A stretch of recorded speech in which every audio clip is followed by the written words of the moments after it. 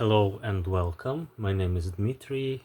This is Fields of Fire channel, and today we will start the third mission of the Normandy campaign, or at least start talking about it. So, the third mission is, let me read the introduction. Saint-Georges DL, Le Parc Defensive, June 20 through July the 10th. Patrols against German paratroops. It's been a tough couple of weeks and the division is moving into the defense. These German paratroopers are tough and the darn hedgerows are not helping any. The Germans have thrown together a solid line and we need to catch our breath and get more US divisions in the line pushing towards Saint-Lô. We will keep up the pressure on the Germans with aggressive patrolling. So, this mission takes 20 days and it consists of 3 consecutive patrols which every single platoon should complete in the course of these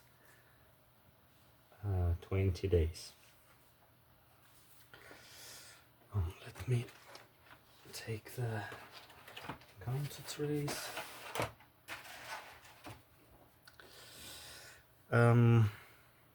Okay, let's go to the starting things. Type, duration, visibility, combat patrols, 10 turns per patrol. Moon. Select limited visibility from +2 to +5 randomly for each patrol. So what we need to do first is, maybe I will tilt the camera a little bit, is to shuffle the deck and assign 1, 2, 3, 4 to random moon visibility from +2 to +5. 3 is +4. Okay. So I got a +4 here.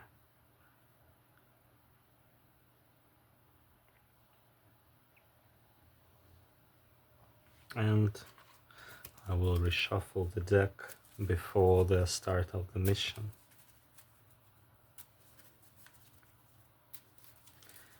Okay.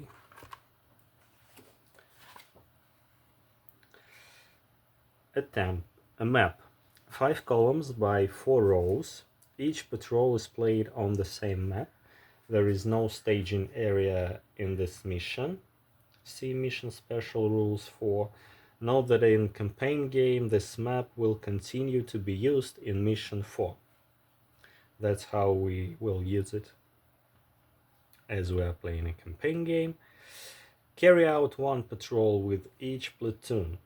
Mission objective. Starting on row 1, you must move the selected platoon to the primary objective in row 4 and return it to row 1. At least 1 unit must pass through the objective, each route point, and finally cross the main line of resistance from row 2 to row 1.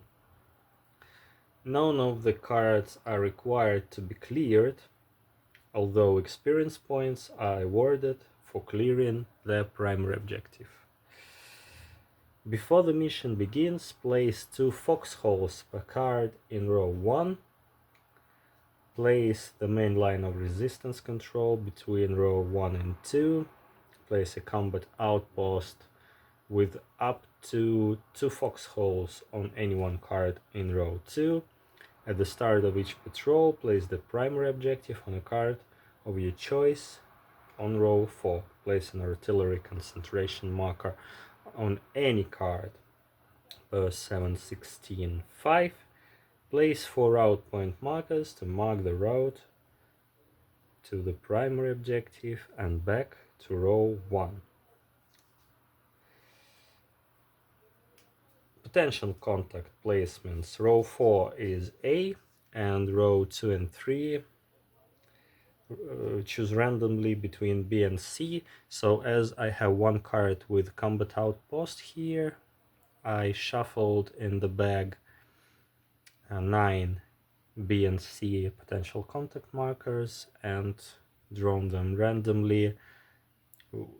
In the bag I can feel with my fingers which side is with a question mark, so I draw it with question mark up and don't know what's on the other side. No PC marker is placed on the combat outpost. That's why I draw 9, not 10. Enemy. Tactics. Deliberate defense. Experienced veteran. Historical enemy. 9th Fallschirmjäger Regiment of the 3rd Fallschirmjäger Division. Okay. And the special rules. Mission special rules. Combat patrols. Units not involved in the patrols may be set up on the map. Place units from up to 1 platoon in the combat outpost on row 2. Place any others in the fortifications on row 1. So all the units that doesn't go for patrol are sitting in the foxholes on the first line, first row, and I can put someone to second row, though I will explain my decision a little bit later. That means that company commander that is not part of CO staff, which are CO, XO and first sergeant, company commander also have to start in foxhole. That means that the radio will not work in this mission, so you either will not work when someone outside the company commander foxhole. So you either use phones, or in my situation I decided to keep radios and just stack platoon commander and sergeant in the same foxhole as company commander, so he can activate them on turn 1, give them some commands to save for future turns, and then they will be on their own, like patrol is going to be on their initiative. These units may be given orders and will open fire on enemies in line of sight, but they may not move, except by automatic retreat. So all of these units that are foxhole, I put them beneath the corresponding foxhole marker. They cannot move even between the foxhole, so they stick until the mission ends in the setup position. Any units not set up on the map, not used in this mission. I didn't take a jeep for this mission and kept it out of the order of battle. During a campaign game, there is no penalty for not completing a combat patrol mission until you play in survivor mode and get killed. Route points. Route points control markers must be placed on 4 separate cards on rows 2 to 4. This may include the primary objective. So, first of all, there are 4 separate cards that should be used, and this may include primary objective card, so I can save 1 card. I don't have to scout 5 cards. I just can scout 4, including a primary objective, and there is no word that combat outpost could not be included in this list. So that's how I picked my route points. I will talk about it a little bit later. Let's just finish with the rules. Units may roam the map freely, but at least one unit must enter each of these cards with route points to successfully complete their patrol. Or route, yeah, maybe. Route points must be visited in order to be considered reach. And by the way, they don't have to be adjacent. So you can put like 1, 2, 3, 4, and even a primary objective somewhere in between. But it will make your life harder. That's it. Scouting terrain.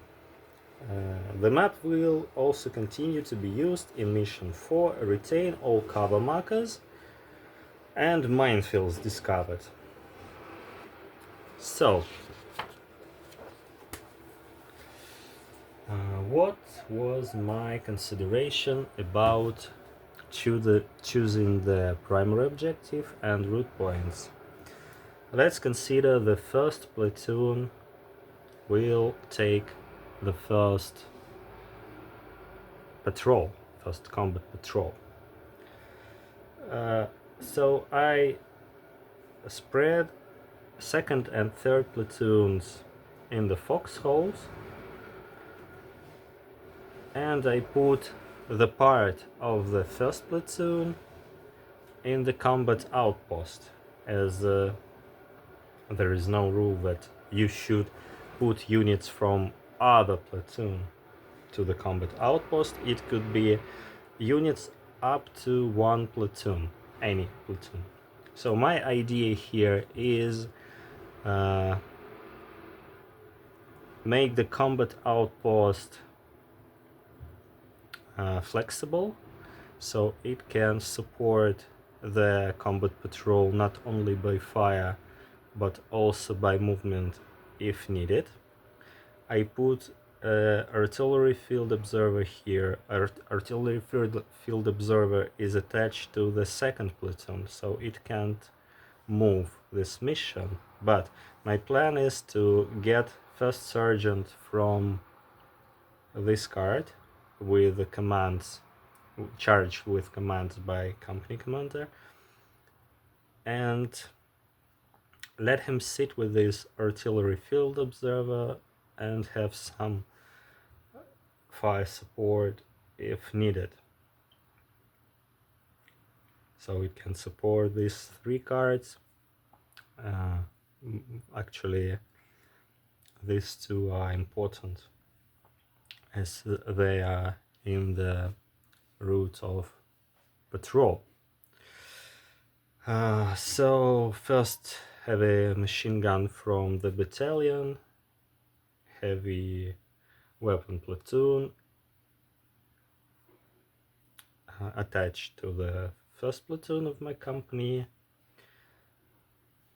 There is also a squad from second platoon that sits with the company commander in the foxhole, to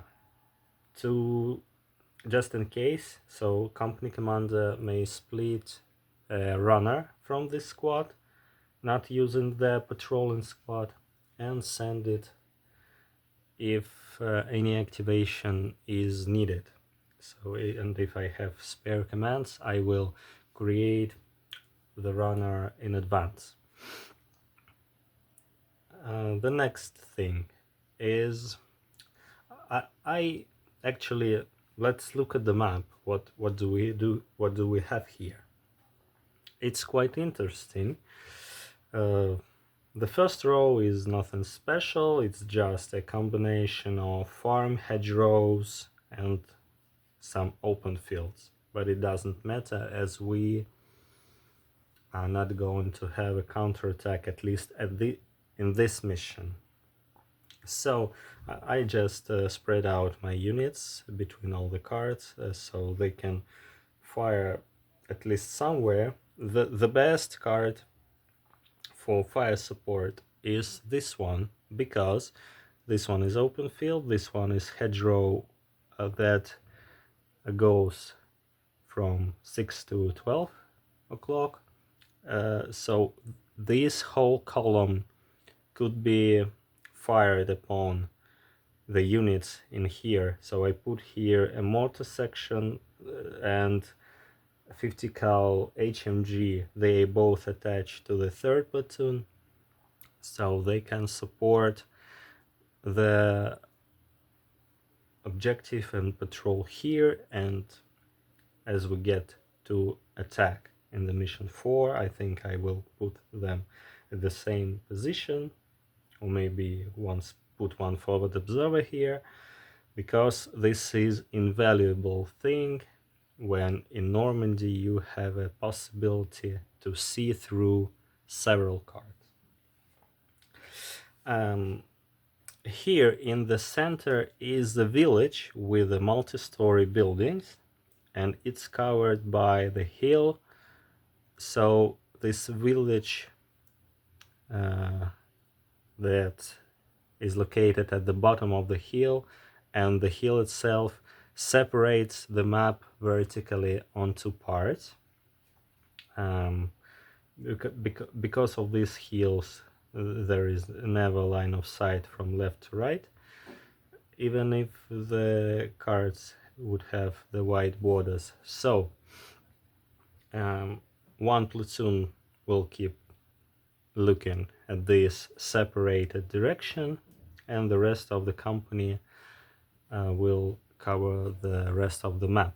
So I had a choice where to place combat outpost, and I had 2 general considerations, 2 general options between this village, as it have +3 cover and concealment, which is great, and this wooded hill that has also great +2 cover and concealment.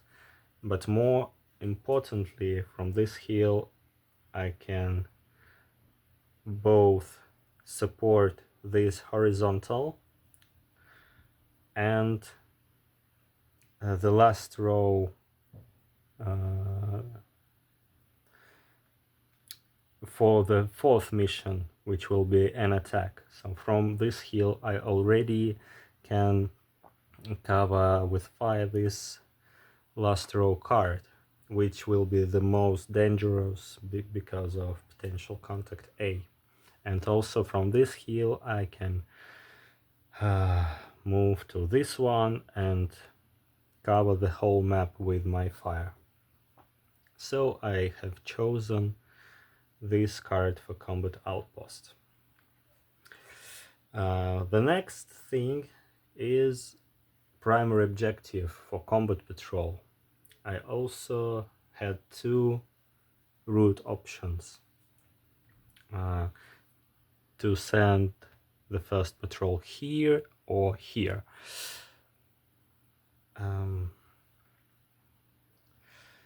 First of all, this village route looks good because it has high cover and concealment terrain, but the problem is, and it's tempt us to have every patrol to move through this village to the last row and back, because it's the most safe route because of high cover and concealment value. My concern was that if I move through these cards too often, I will draw for potential contact more often, and it's either B or C, but no matter what the latter is, it has 20% of minefields. So if I scout here too often, and these potential contact markers will reset between the patrols, I will increase my chance to find mines here.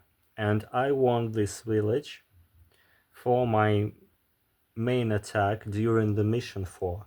So my plan is to patrol, to send the patrol outside this village until I find some enemy contact, and when the enemy current activity will change to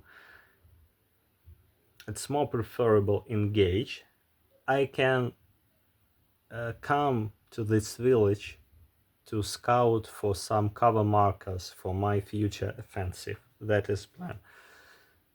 So as the first patrol, I decided to choose these woods just to check how it will go. Yeah, the problem is if I go here, it's also an important card for the future assault, future attack, and if there is a minefield, it also will be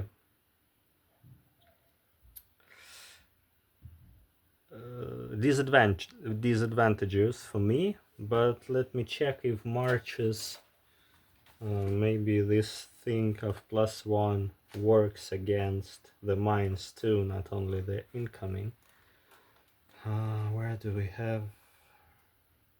It's a rain. No, just to any incoming. Yeah, no. So marsh doesn't work for the minefields. Yes, if there will be a minefield, there will be a problem.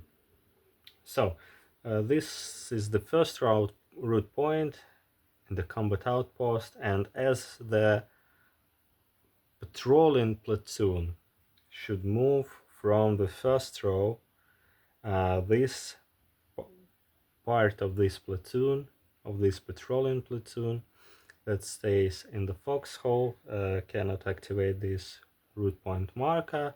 So when I move these units from patrolling platoon here, I will activate the route point in the combat outpost. That's my plan, how to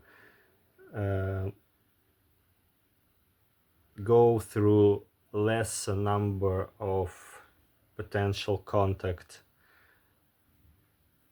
that's spread on the map. So I will get the feel of this limited visibility night patrol with this first patrol here, and if it goes well, maybe I will shift the next patrol in this direction, and somewhere in between I want to scout these village cards for cover markers for the future offensive. So this is my plan. I already said about the attachment. So after the mission 2, we've promoted many units, all of the commanders and weapon teams to the veteran experience level, and mortar forward observer is attached to first platoon, artillery forward observer to second, and first and second heavy machine gun from the battalion also attached to the first and second platoon, because 50 cal heavy machine gun is attached to the third platoon, so every platoon has heavy machine gun available, though 50 cal is better because of its volume of fire. Well, yeah, the mines are the worst thing that we can find in this mission. But even if we discover some mines, and we can discover them in the next mission when we have to attack, there are also a good probability of getting the mines. We will have engineers attached for making the way through the mines. That's it. So I don't need much experience here. That's why I put the route markers in that way of, safe mode. The main objective is to keep my units in good order, because many of them already at veteran experience level, so save them for the future missions. And I also took some handheld illumination from the box for this mission. I gave some to the first sergeant that will use it from here if needed, and the rest of them to the first platoon leader that can use them at the front. We also have a company exo here. Well, I'm not going to move him, but he can save the commands just to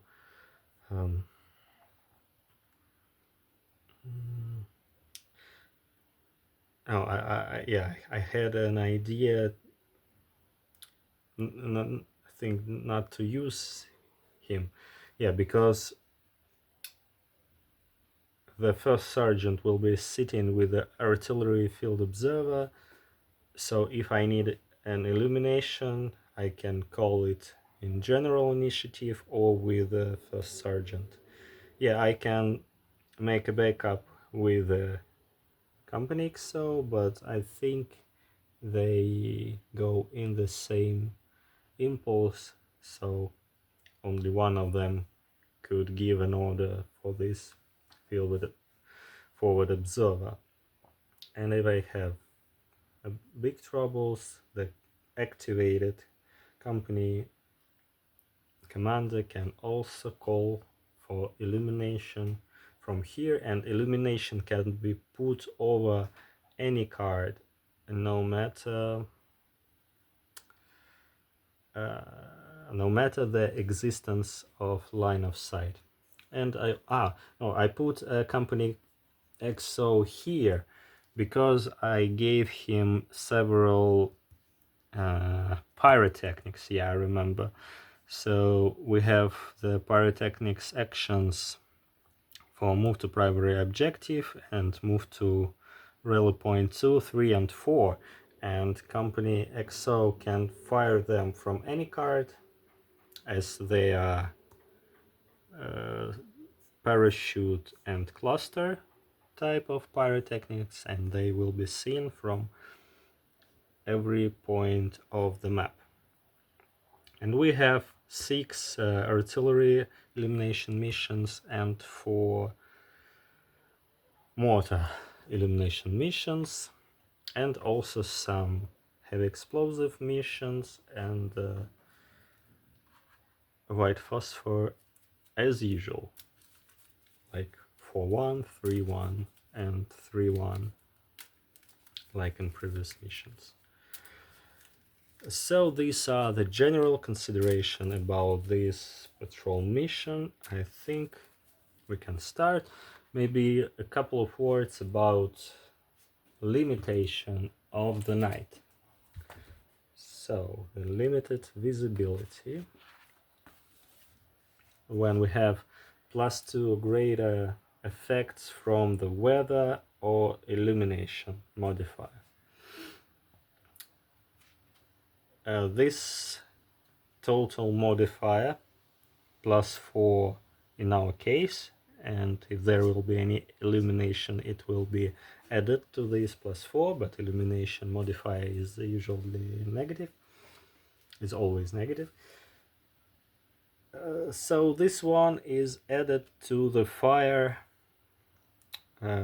what I call line fire. So it doesn't work for grenade incoming, mines, of course, but it affects the line shooting of rifles and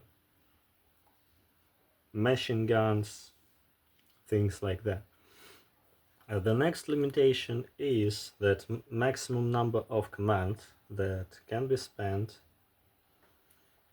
by headquarters or staff unit is 4. So we can spend only 4 commands. And as this mission is attempted by 1 platoon, the general initiative number is halved and rounded down. And also we can save only 6 orders. I say only because in the daylight mission the veteran, HQ and staff can save 9, but 6 is also okay. The line of sight is always close range unless the card is illuminated, and if some far card is illuminated, for example this one, then everyone can see this card if the blocking features of other terrain allows it. So that is it. Maybe that's okay for the first video, the general consideration, the preparation of patrol, and in the next video we will start the patrolling of the first platoon itself. So see you next time.